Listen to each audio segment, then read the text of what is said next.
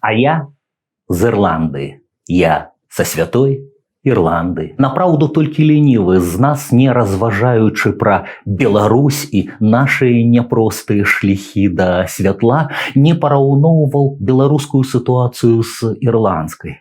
З ірландскім знаходжаннем 700 гадоў у тені моцнага імперскага суседа, які цягнуў, смактаў з краіны сокі. Гаворка пра брытанскую імперыю.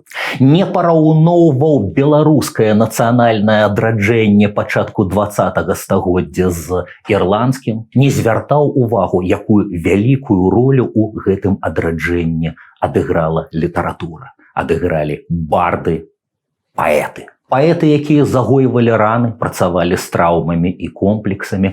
Паэты, якія называлі сваю краіну і свой народ па імені і выгуквалі, фармавалі, вярталі да жыцця ірландскую самасвядомасць. Ператваралі ў сваіх прыўкрасных літаратурных паэтычных канструкцыях занядбаную імперіяй правінцыю у чарадзейную краіну казак і легендаў. У краіну, шчасце якое на адлегласці рукі, варта пабачыць небачнае. Варта супасці з сваёй гераічнай і паэтычнай гісторыі, з сваім фальклорам, сваімі сярэднявечнымі сагамі, легендамі і паданнямі. Глядзіце, як гэта ўсё знаёма нам ад Янкі Купалы да Уладзіміра Караткевіча.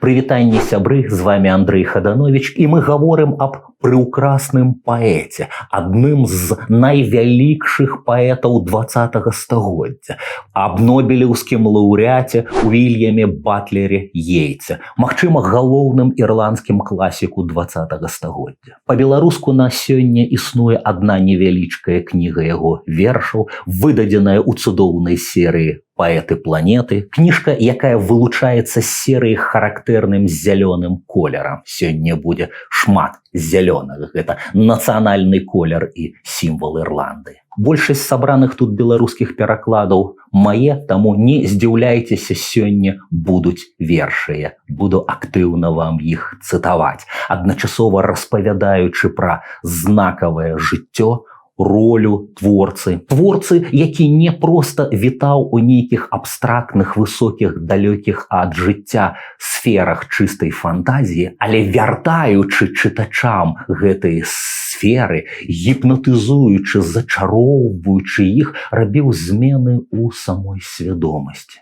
На паэзіі гэтага чалавека вырасла некалькі пакаленняў ірландскіх патрыётаў. Выраслі паўстанцы і знішчаныя імперіі змагары. Вырас і культурны істэблішмент. Людзі, якія зрабілі правінцыйную Ірландыю перадавой, моднай. Людзі, якія стварылі вобраз сучаснай Ірландыі, у якой хочацца жыць, з якой хочацца супадаць, у якую цягне прыехаць турыстаў. Праўда ж тое, пра што марым сёння і мы. Дзеліцеся, калі ласка, гэтым відэо, лайкайце, калі вы ў бяспецы, і нязменна паўтараю, незалежна ад таго, дзе мы, множым прастору незалежнай беларускай літаратуры, чытаем па-беларуску і, як у гэтым выпадку, найлепшую літаратуру свету у беларускім перакладзе. Запрашаю на тэрыторыю таямнічага, на тэрыторыю легендарнага і міфалагічнага, на тэрыторыю чыстага цуду.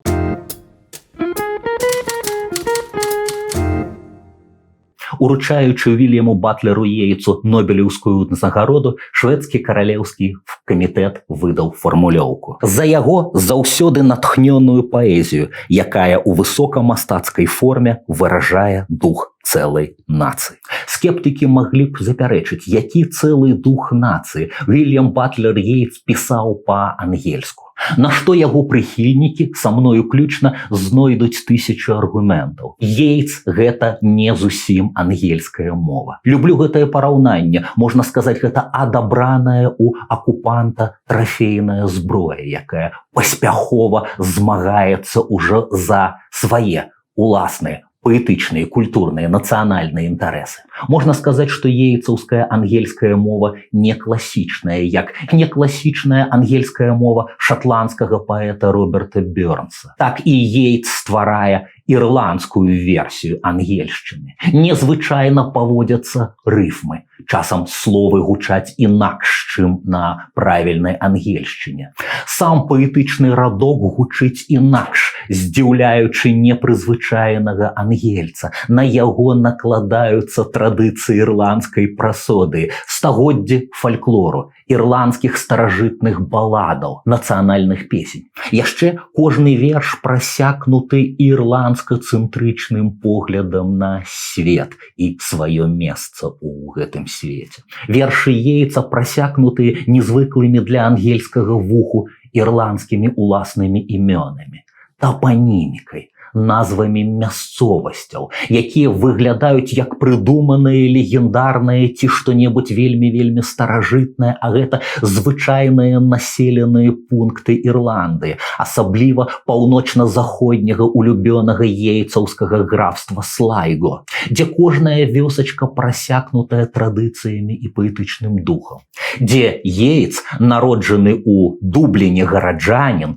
які наогул ладную частку свайго дзяцінства і юнацтва правёў у Лондоне, вучыўся то ў Дубліне, то ў Лондоне, але нязменна вяртаўся на летнія вакацыі ў Слайга і тут прыпадаў, так бы мовіць, пафасна выражаючыся да жыццядайных крыніцаў. Тут ён чуў легенды і паданні, гісторыі, якія запомніць на ўсё жыццё і будзе вяртаць да рэальнасці праз сваю паэзію. Уільям Батлер Йейтс пражыў 73 гады, досыць доўгае, як на паэта, жыццё, напружанае творчасцю, насычанае здзейсненнямі і паспеў змяніць цягам гэтага жыцця некалькі стратэгій у сваёй паэтычнай і адначасова інтэлектуальнай дзейнасці.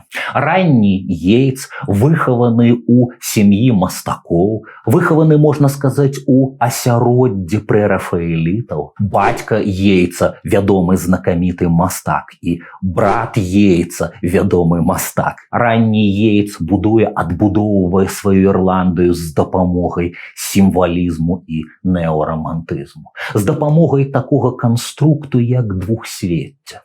Гучыць мудрагелі сталі нічога незразумелага, калі мы прыгадаем ранняга Янку Купалу. Памятаеце, шэрая непрыкметная беларуская старонка, але варта уважліва паглядзець, і дзесьці ў гушчары засвеціцца казачная папараць-кветка, абяцаючы схаваныя скарбы, а потым высветліцца, што гаворка не пра выкляты нечыстай сілаю залаты скарб, а пра духоўныя скарбы, забытыя і страчаныя нашчадкамі. І ўся купалаўская паэзія, пераліваючыся рознымі фарбамі, спакушае, гіпнатызуе, пагружае чытача на гэтую легендарную глыбіню старажытнай Беларусі, вартай вяртання велічы. Йейтс вяртае з невараці сюжэты сярэднявечных ірландскіх сагаў. Йейтс вяртае з глыбіні імёны міфалагічных персанажаў, старажытны пантэон ірландскіх кельцкіх багоў, якія, звярніце ўвагу, не былі знішчаныя сярэднявечным хрысціянскім святарствам. У Ірландыі святары не змагаліся з гэтым як з праявою паганства, а дбайна-рупліва запісвалі легенды і паданні. Йейтс паспяхова працягвае іх справу. Адсунуты з вышыняў веры хрысціянствам пантэон ірландскіх багоў заняў крышачку сціплейшае месца на адлегласці, схаваўся ў пустыя пагоркі. Пагоркі на гэлік, на старажытнай ірландскай мове называліся сідамі. І, адпаведна, імя сіды атрымалі гэтыя звышнатуральныя істоты.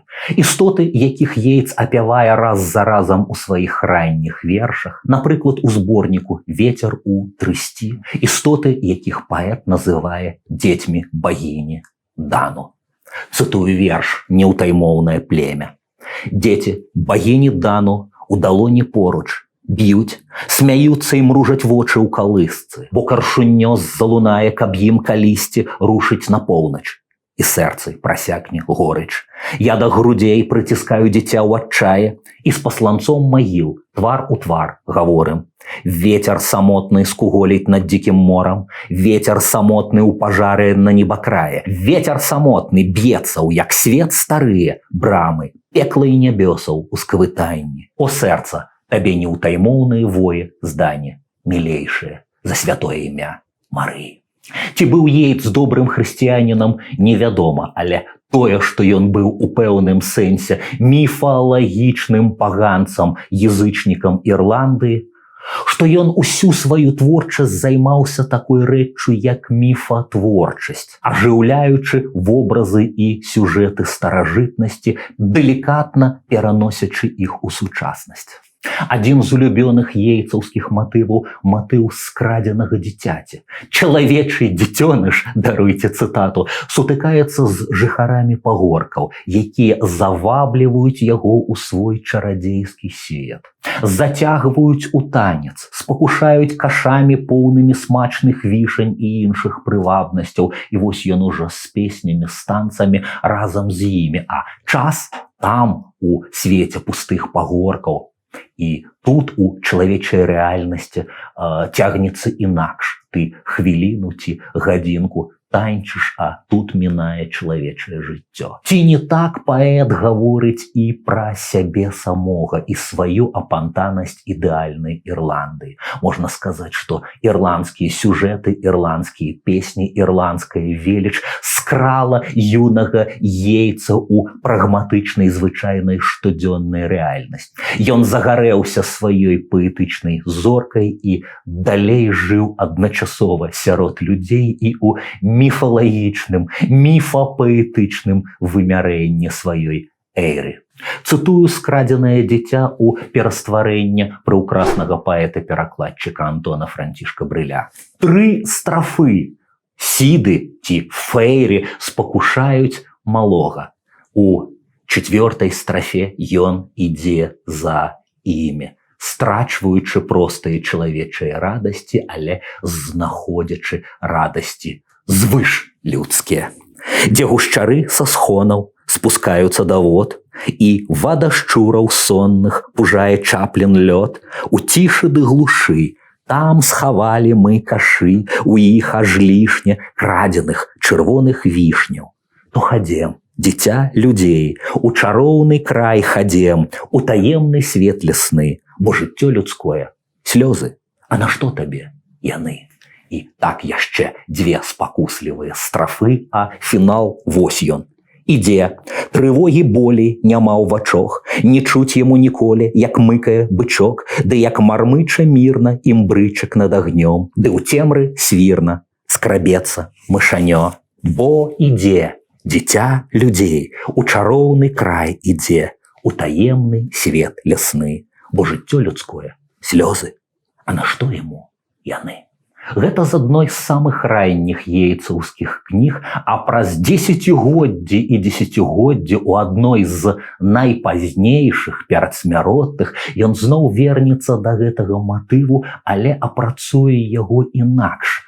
Цяпер ужо дарослы мужчына сустракаецца са сваёй чарадзейнай Ірландыі і трапляе пад яе чары. Перад намі ажыўленая сучасным паэтам сярэднявечная балада, з рэфрэнам, безумоўна, вы ўжо заўважылі, як віртуозна Йейтс карыстаецца рэфрэнамі. Перад намі міні-драматургічны твор, адзначым, што акрамя геніяльнай паэзіі Йейтс яшчэ прыўкрасны драматург, заснавальнік рэальнага дублінскага тэатру, які атрымлівае імя тэатр абацтва, аўтар шматлікіх культавых для свайго часу і несумненная класіка на векі п'ес. Вось жа, маленькая балада як міні-драматургічны твор. Дзяўчына спакушае вандроўніка, чужаземнага прыблуду. Ці не такі сам Йейтс, аўтабіяграфічныя матывы. Лонданец, дублінец, які сутыкаецца з сапраўднай чарадзейнай Ірландыі.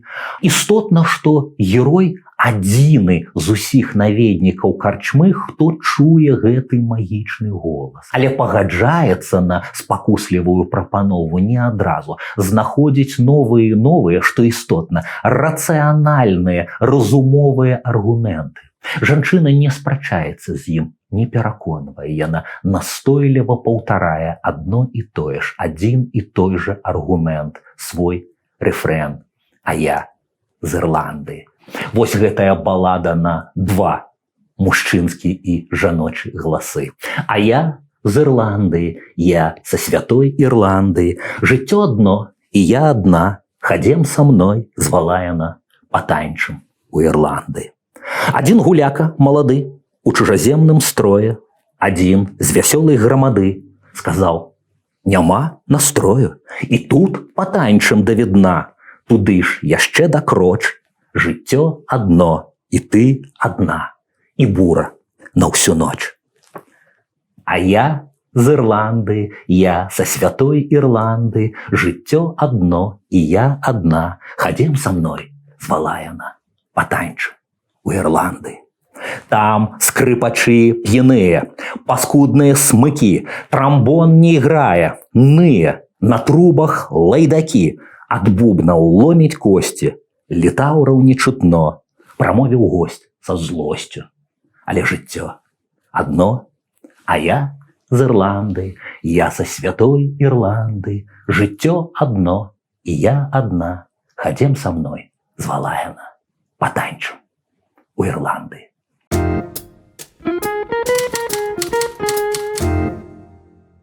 Ранні Йейтс, паўтаруся, перакананы сімваліст і ўжывае зразумелыя кожнаму ірландцу сімвалы. Напрыклад, сімвал ружы. Адзін з ранніх зборнікаў так і называецца ружа.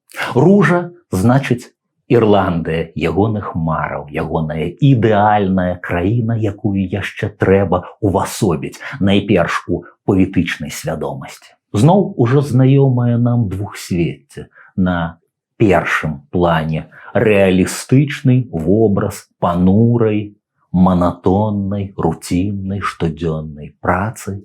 У глыбіні цвіце і красуе запаветная ружа яго ірландскага сэрца. Закаханы апавядае пра ружу ў сваім сэрцы. Усё непрыгожа і брудна, паўсюль маркота з нудой. Рыпяць іржавыя колы, гразнучы ў вечнай слаце. Дзіця рыдае, аратай стомленай крочыць хадой. І ўсё размывае твой вобраз, што ў сэрцы ружай цвіце.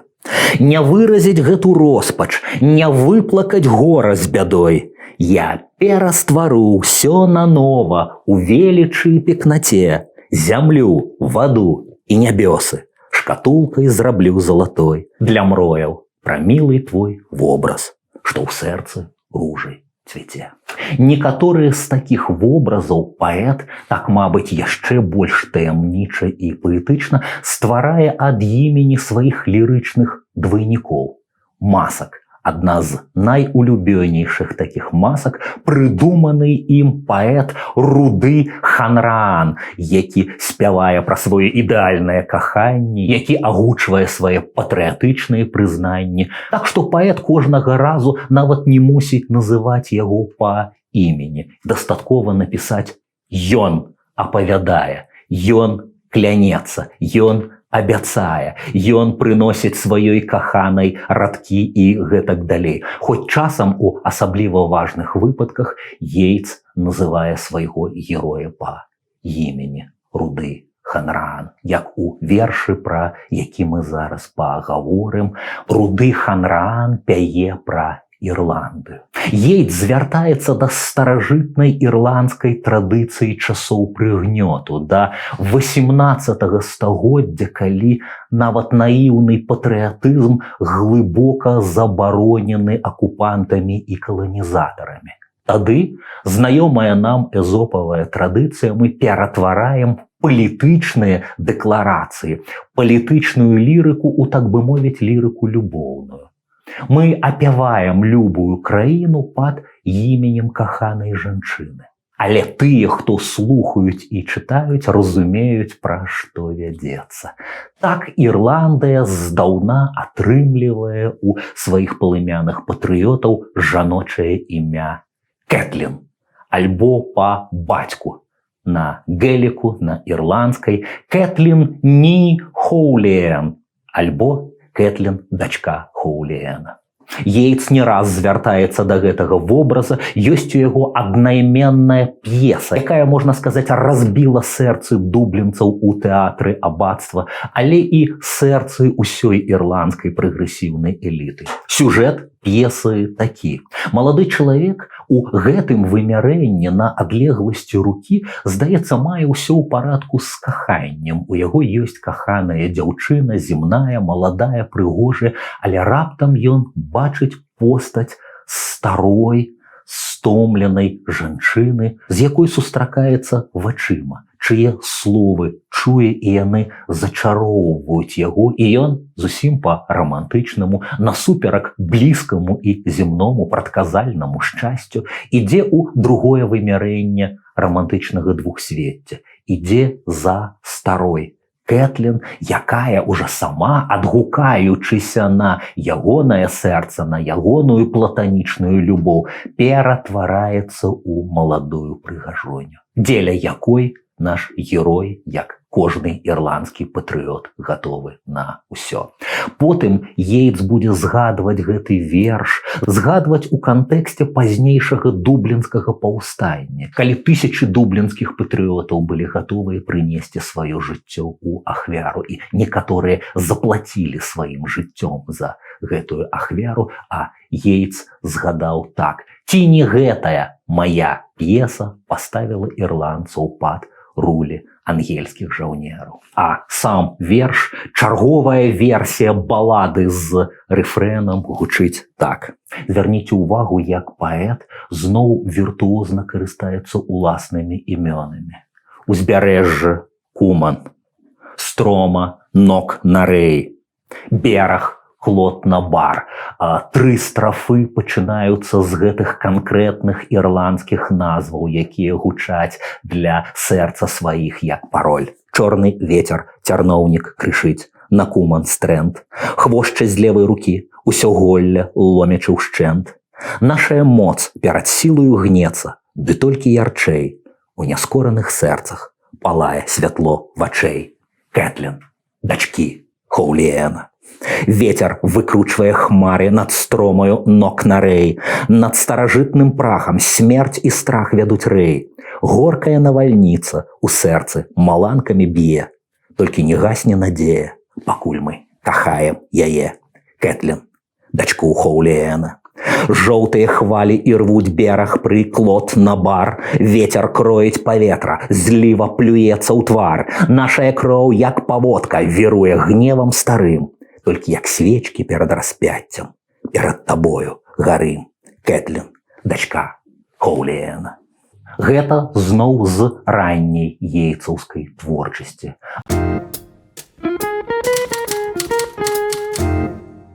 Патрыятычная і любоўная лірыка, знітаваная ў Йейтса назаўжды. Ці не таму, што шматгадовую музаю натхняльніцаю была для яго недасяжная інтэлектуалка, палкая ірландская патрыётка Мод Гон. Мод Гон, якая не раз адмаўляла яму ў прапанове рукі і сэрца, аднойчы сваю адмову матывавала так: вы робіце цудоўныя вершы з таго, што называеце няшчасцем, і вы шчаслівыя гэтым. Шлюб быў бы такім нудным заняткам. Паэты ніколі не павінны ўступаць у шлюб. Ці так гэта? У выпадку з Йейтсам, безумоўна, не. Перахварэўшы на Мод Гон, на свой ідэал, уже сталым чалавекам, размяняўшы 50 гадоў, ён такі ажэньваецца, уступае ў шлюб з Джорджы Хайд-Ліс, чароўнай, прыгожай, іранічнай, дасціпнай, адданай справе Ірландыі і справе паэзіі. Да таго ж, яна жанчына з надзвычайнымі здольнасцямі. Яна чуе галасы, якіх не чуюць іншыя. І Ейц стварае з ёй, можна сказаць, творчы хаўрус, карыстаецца ёй як памочніцай, ці наадварот выступае памочнікам ёй. Яна слухае галасы і дыктуе, а ён піша сваю містычную кнігу «Відзежа» «The Vision», як бы пад небесную дыктоўку з анёльскім ці нейкім тагасветным удзелам натхнення. Кнігу, навеяную тэорыяй сусветнай аналогіі шведскага містыка Сведенборга, кніга, дзе ўсё зусім звязанае.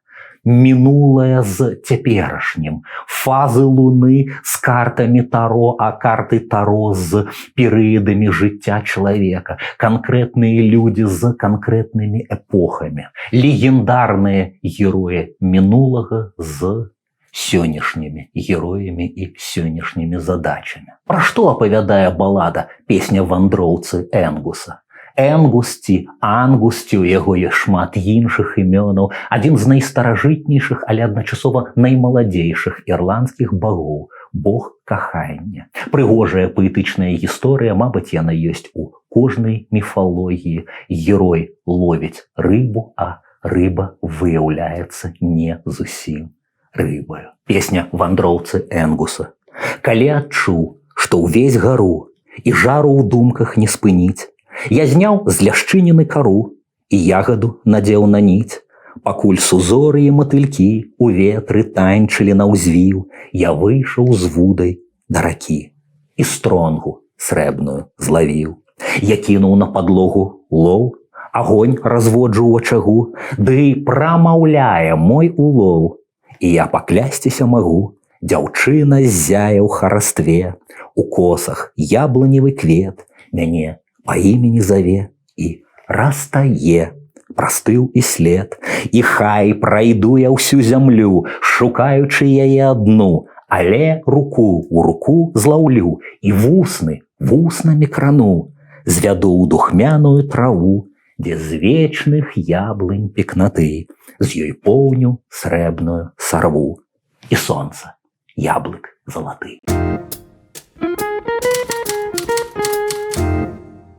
Але жыццё ідзе і змяняецца ейцаўская паэтыка, змяняецца ейцаўскае светабачанне. Калі першую палову сваёй творчасці ён вядзе на запаветную міфалагічную ірландскую тэрыторыю, то у другой палове ягонай творчасці, можна сказаць, з міфалагічнай невараці, сюжэты і ірландскія героі увасабляюцца ў рэальным палітычным ірландскім жыцці. Чыстае мастацтва, сімвалізм адыходзіць на другі план, на першы план выходзіць мастацтва заангажаванае, палітычна адказнае, дэкларатыўнае, але пры гэтым з усімі папярэднімі набыткамі прыгожай Ірландыі. Ейцу ёсць чым спакушаць, ёсць чым натхняць к сваіх канкрэтных сучаснікаў. Першая сусветная вайна, на якой гіне адзін лётчык. Майор Роберт Грэгары, родны сын яго блізкай сяброўкі, інтэлектуальнай паплечніцы лэдзі Аўгусты Грэгары, якому ён прысвячае адразу некалькі вершаў. Традыцыйны рэквіем памяці майора Грэгары і пранізлівы антыімперскі верш «Ірландскі лётчык прадчувае сваю загубу». Парадаксальна намаляваная вайна і смерць героя, які змагаецца з тымі, хто яму не ворагі,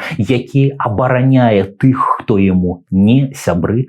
Так бывае на імперыялістычных войнах. Згадаем Максіма Гарэцкага. Войнах, калі мы змагаемся за інтарэсы чужых краін, і не наша жыццё, не наша смерць не зробяць шчаслівейшымі нашу радзіму. Глядзіце, якія чаканныя, вывераныя, дасканалыя паэтычныя формулы знаходзяць для гэтага Ейц. Ірландскі лётчык прадчувае сваю загубу. Канаю між зямлёй і сонцам на прасціне з нябесных хмар. Сябрам не стаў я абаронцам, не бачыў ворагаў у твар. Я ведаю, мой суайчыннік адно жабрак з Кілтартон-Крос. І смерць мая, і над іншы вынік ягоны не палепшыць лёс. Ані загад, а не сумлення. Мяне зрынаюць у нябыт. Адно ў парыве захаплення я занураюся ў блакіт. Усё, пра што салодка марыў, прынесла наймізэрны плён. Я паміраю паміж хмараў. Жыццё намарна і марны скон.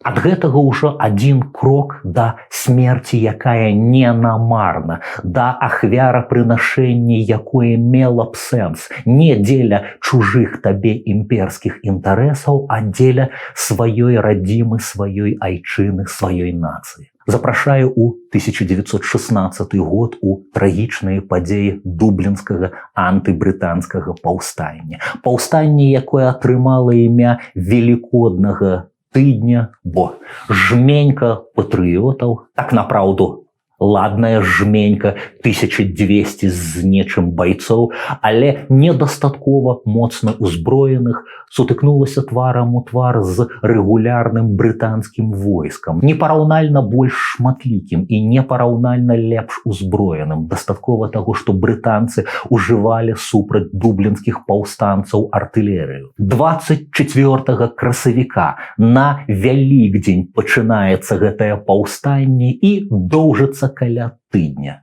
Паўстанне крывавае, паўстанне зацятае, паўстанне безнадзейнае, перамагчы ў ім немагчыма, але і не пачаць яго немагчыма. Згадаем варшаўскае паўстанне ў жніўні 44-го супраць нацыстаў. Сярод правадыроў галоўных удзельнікаў паўстання сябры, блізкія знаёмыя ейца, ўсё гэта ягонае інтэлектуальнае кола. Сярод паўстанцаў вобмаль вайсковых, найбольш цывільных людзей, найбольш гуманітарыяў, якія, здавалася б, не мусілі насіць зброю. Паэт, школьны настаўнік, энтузіаст Патрік Пірс, паэт і драматург, ягоны паслядоўнік Макдонах, альбо Джеймс Коннелі. Брытанская імперыя беспрэцэдэнтна жорстка здушыла паўстанне, утапіла яго ў крыві і пакарала смерцю 16 правадыроў паўстанцаў. Былі застрэленыя і Патрік Пірс, і Джеймс Коннелі. Ейц напісаў пра гэта, магчыма, свой самы знакаміты верш ці маленькую паэму «Вялікдзень 1916». Паэмку, у 4 частках якой зашыфраваў на ўзроўні сімволікі лічбаў дату. 4 часткі, 16, 24, 16 і 24 радкі. Усе гэтыя лічбы не выпадковыя. 16 год, 24 гэта дзень, сама колькасць частак, 4 гэта нумар месяца. 24.04.16. Паэму, дзе на адлегласці рукі сышлося выпадковае і заканамернае. Здавалася б, неабавязковая балбатня змоўшчыкаў, да якіх Ейц мог ставіцца і іранічна, з раптоўным нараджэннем гісторыі. Крывавай гісторыі, якую Ейц называе ў рэфрэне па імені «Жахлівая прыгажосць». Вось як мы уплываем, укатваемся ў паэму. Я сустрэў іх, постацяў шэраг, што ішоў у святле на заходзе. Паўз будынкі з цаглінаў шэрых 18 стагоддзя я вітаўся з гэтым і з тым, ціснуў рукі камусьці з імпэтам. Супыняўся, ды словам пустым перакідваўся з тым і з гэтым. Я думаў, што словы стары спосаб вярсці чухню, каб рагаталі сябры ў клубе каля агню, што ў цырку добра і зла ты вечна жаданы госць, пакуль на свет не прыйшла жахлівая прыгажосць. Далей паэт, не называючы герояў паўстання па імені, апісвае кожнага з іх у пазнавальных катэгорыях з пазнавальнымі рысачкамі характару. Каб выйсці на фінальную выснову, ці вартая гульня свечак, ці неабходная гэтая ахвяра, а калі так, то чаму? Які плён прынясе гэты гераізм і гэтае ахвярапрынашэнне? Памятаем пра тэму адказнасці за свае словы. Адна з сярэдзінных ейцавых кнігаў так і называецца «Responsibility» – адказнасць. Столькі ахвяр, што пасля у сэрцы камень турмы, Колькі трыватьме зямля, ведае неба, а мы не забыватьмем імён, кажучы іх у суцём, як маці праз стому і сон гаворыць з заснулым дзіцём, ці ноч люляе іх сон.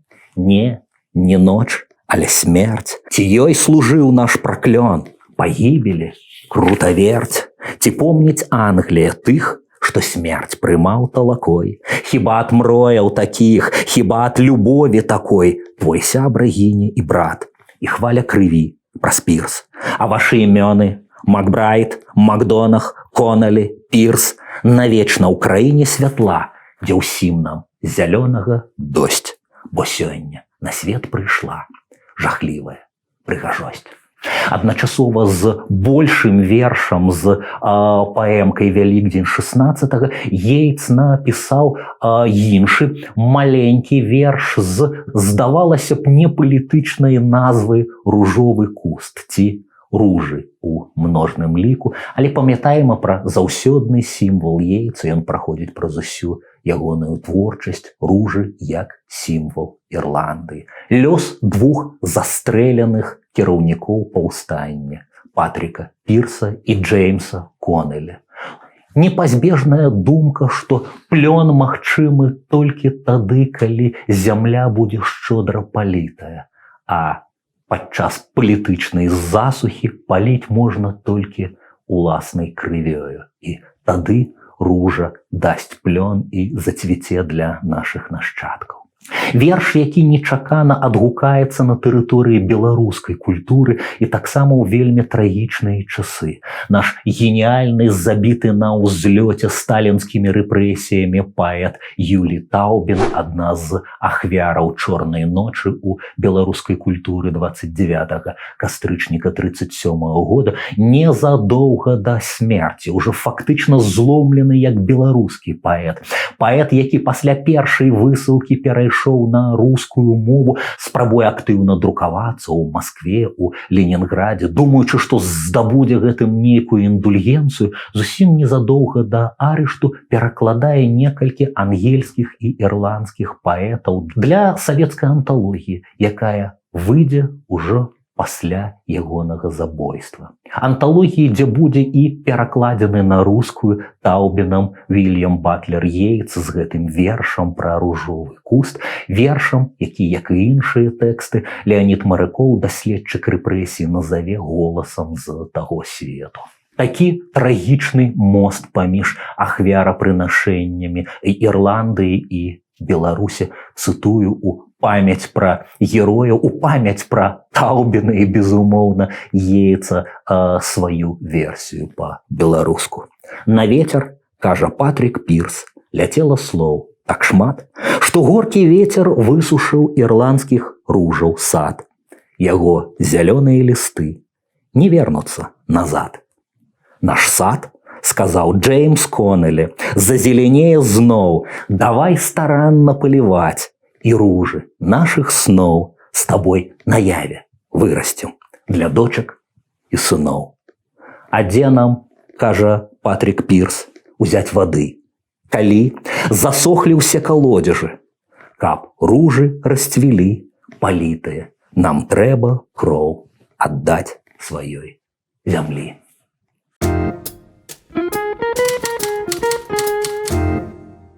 І апошні з найважнейшых, натхнёных паўстаннем і ахвярамі паўстання вершаў, верш, які называецца «Палітычнай зняволенай». Сярод лідараў паўстання і, адпаведна, ахвяраў ангельскіх рэпрэсій была жанчына. Ірландка з экзатычным для Ірландыі прозвішчам графіня Маркевіч. Канстанцыя Маркевіч. Зразумела, польскае прозвішча яна насіла не заўсёды. Яна дачка ірландскага ленд-лорда, яна насіла дзявочае падвойнае прозвішча Гор Бут, але пазнаёмілася ў Парыжы з такім самым багемным мастаком, як і яна, графам Маркевічам. Гэта яе Ейц апісвае ў Вялікдні 16 як адну з арганізатарак паўстання, як жанчыну, якая да хрыпаты спрачалася пра тое, якім мусіць быць ён ірландскі пратэст, якая летела неўтаймоўная на кані, як паляўнічая, пераследуючы сваю мэту, якая не заўсёды рабіла сімпатычныя яму рэчы, ён у чымсьці з ёй мог не згаджацца, але яна апынулася сярод ахвяраў. Ангельцы не ведалі, што рабіць з Канстанцыяй Маркевіч. Жанчына, але са зброі. Больш за тое, яна паводзіцца на судзе з падкрэсленым выклікам, яна не скораная.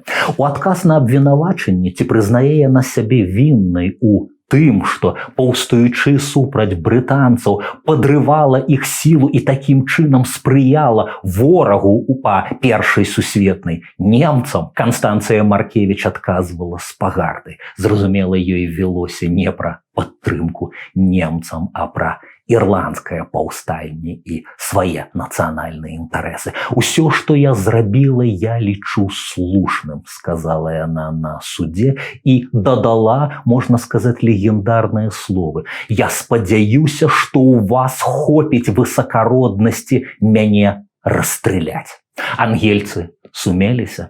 Кожная імперская рыторыка, яна яшчэ і маскулінная. Брытанцы пачатку 20-го стагоддзя таксама не ваявалі з жэншчынамі. Аднак жа не вынесці смяротны прысуд яны не маглі. І вынеслі, але не прывялі ў выкананне. У апошні момант смяротны прысуд быў заменены пажыццёвым зняволеннем. А натхнёны вобразам рэпрэсаванай знаёмай Вільям Батлер Ейц напісаў верш, можна сказаць, пра жаночы супраціў, вельмі актуальны, калі мы будзем параўноўваць Беларусь і Ірландыю, калі мы паглядзім на гэтую гісторыю праз прызму нашага 20-го і наступных рэпрэсій. Калі мы прыгадаем фальшывыя рытарычныя словы пра незмаганне з жанчынамі, памножым гэта на тэрміны рэальных палітычных зняволеных. Калі мы прыгадаем Марыю Калеснікаву і многіх іншых.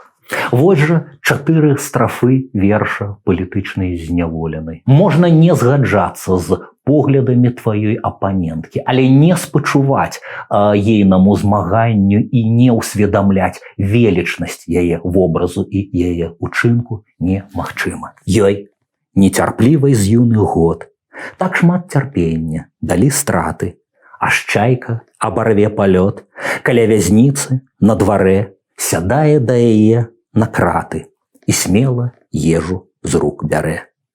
Кранула шэрае крыло і так выразна праступае, што цьмяным некалі было. Між палымяных змагароў вяла сляпых, сама сляпая, з усімі падаючы ў роў. Я помню, як наўскапыта між гор ляцела панад страхам, уся парыў і пекната была крылатаю амаль, нібы народжаная птахам для гор і акіянскіх хваль. Упершыню уцячы з гнязда, туды, дзе ўсё шырэй прастора, і ўсё люцей кіпіць вада, глядзець на штармавы прасцяг і чуць, як б'ецца сэрца мора, пульсуючы ў яе грудях.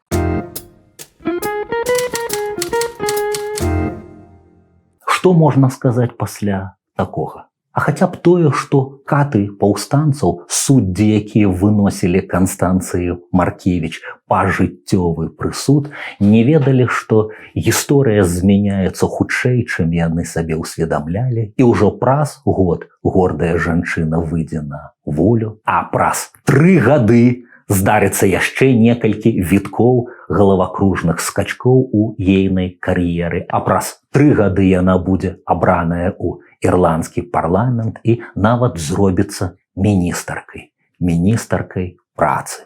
І як прагрэсіўная, прасунутая суфражыстка будзе ездзіць на гэтую працу на ровары. Без дзяржаўнага эскорту, без ахоўнікаў, бо чалавеку з чыстым сумленнем няма чаго баяцца. Сам Йейтс перажыве ў творчасці яшчэ адзін этап, дасягне новых, больш універсальных вышыняў. Можна сказаць, што ягоная логіка паэзіі развівалася згодна з гегелеўскай лагічнай трыадай. Тэзіс, антытэзіс і сінтэз. Спачатку ён актуалізуе сваю старажытную Ірландыю, займаецца чымсьці кшталту эскейпізмам, вядзе нас на чыстую, далёкую паэтычную тэрыторыю. Потым ён вяртае яе набыткі ў рэальную палітычна заангажаваную, патрэбную людзям паэзію, гэта, так бы мовіць, антытэзіс, а выходзіць на вяршыню сваёй творчасці ў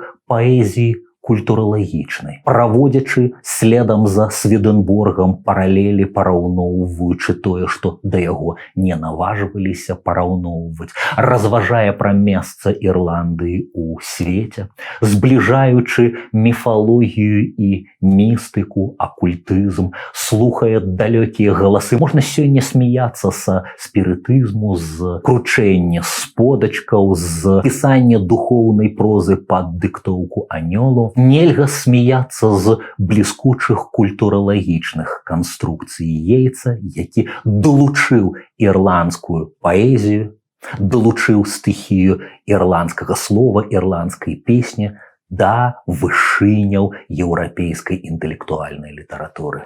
Вось ужо не ірландскі, але сусветна універсальны сюжэт, увасоблены ў адным з найлепшых йейтсаўскіх вершаў «Вадамерка». Верш пра 3 этапы духоўнага сталення, альбо пра 3 этапы чалавечай цывілізацыі, дзе палітычная, военная, рымска-імперыяльная называецца толькі падмуркам, толькі базай. Над гэтым надбудоўваецца паэзія, надбудоўваецца гісторыя прыўкраснай спартанскай Алены і нараджэння траянскай, гамераўскай гісторыі. Гэта непараўнальна вышэй і важней за тое, што рабіў Юлій Цэзар паводле Йейтса. Але ёсць яшчэ важнейшая рэч – подзвіг самапазнання, самаздзейснення чалавечага духа, увасобленага ў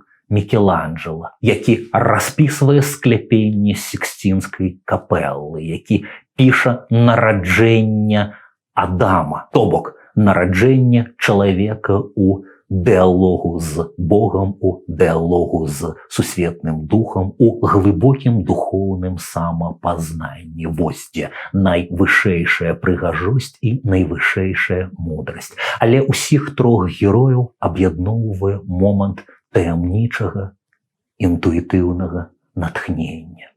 Азарэння, якое ёсць выхадам па-за межы саміх сябе, сваёй фізічнай абалонкі, якая існуе як бы машынальна, а дух ужо дзесьці не тут. Так схіліўся над мапамі Юлій Цэзар, не бачачы гэтых мапаў. Так напалову дзяўчынка, напалову жанчына, створаная на пагібель свету, але і дзеля росквіту сусветнай культуры, Алена Траянская адшліфоўвае зброю свайго жаночага какецтва перад люстэркам у другой частцы.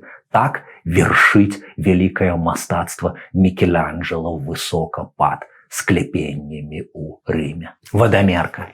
Каб не загінуў на дальняй мяжы цывілізацыі сын. Сціж сабаку, коня прывяжы, хай у намёце адзін добра абдумае кожны манеўр. Цэзар бяссонны ўночы, рукі на мапе, наструнены нерв. Ён і нішто, вочы ў вочы. І як вадамерка над глыбінёй плыве яго думка умоўчы. Каб найвышэйшым вежам гарэць, каб лепшы аддаў жыццё, яна расце, жанчына на трэць, на 2/3 дзіцё. Мужу і гораду на бяду, юныя ногі самі, без лішніх сведкаў, шліфуюць хаду, адточваюць рухі начамі. І як вадамерка над глыбінёй плыве яе думка у маўчанні.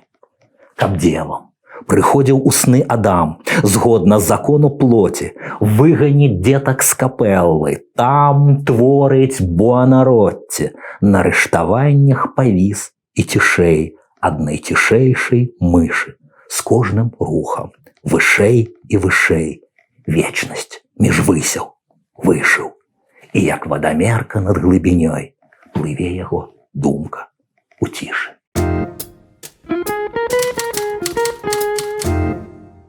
У 1939 годзе, 28 студзеня, Вільям Батлер Йейтс памірае ў Францыі. Потым яго перавозяць згодна з тастаментам у Ірландыю, у родны край дзяцінства, тых дзіцячых летніх вакацый, у графства Слайга, у вёску Драмкліф, ля ўзножжа знакамітай гары па імені Бен Балбен. Там пахаваны паэт. Паэт сам напісаў сабе будучую эпітафію, заканчваючы верш «Развітанне, верш запавет» ля ўзножжа Бен Балбена. Позірк спыні на смерці і жыцці. Вершнік далей леці. Запавет актуальны і сёння, асабліва ў непростыя часы. Нагадаць, тут незанядбаная, спляжаная ўздоўж і ўпоперак імперская правінцыя. Тут скарб на адлегласці выцягнутай рукі. Трэба толькі навучыцца гэтым скарбам карыстацца. Так, як рабіў Янка Купала і зрабіў бы нашмат болей не зламанай сістэмаю, так, як ягоную стратэгію працягваў Уладзімір Караткевіч, ствараючы Беларусь і беларусаў такімі, на якіх хочацца быць падобнымі, пішучы так, каб цэлыя пакаленні змянялі свой лёс пад уплывам чытва, у люстэрку якога расцеш ва ўласнай самапавазе, павазе і любові да свайго края. Усё гэта азы з паэтычнага падручніку Вільяма Батлера Йейтса, чыя паэзія сёння даступная беларусам і ёсць, канешне, ірландскімі вершамі, але адначасова частка нашай культуры. Карыстаймася. Звярніце ўвагу на апісанне пад нашым відэо, на спасылкі, якія ведуць да Вільяма Батлера Йейтса па-беларуску. Дзяліцеся з сябрамі, паплечнікамі, аднадумцамі нашым відэо, калі вы ў бяспецы. І будзьма з беларускай культурай, арыгінальнай і перакладной. Чытаема пісьменнікаў, чытаема паэтаў і жыве Беларусь.